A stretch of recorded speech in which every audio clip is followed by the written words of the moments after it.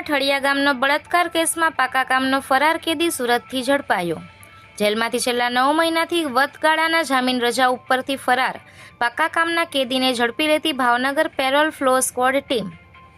બનાવની જાણવા મળતી વિગતો અનુસાર બાપોદ પોલીસ સ્ટેશનમાં દાખલ થયેલ બળાત્કાર પોસ્કોના ગુનામાં સજા ભોગવતો અને વડોદરા મધ્યસ્થ જેલના પાકા કામના કેદી વચગાળાના જામીન રજા ઉપરથી ફરાર થઈ ગયો હતો, જેને સુરત શહેર ખાતે રહેતો હોય તેવી ચોક્કસ બાતમીના આધારે ભાવનગર પેરોલ ફ્લો સ્ક્વોડની ટીમ સુરત શહેર ખાતે જઈ આરોપીને વડોદરા મધ્યસ્થ જેલ ખાતે સોંપી દીધો હતો।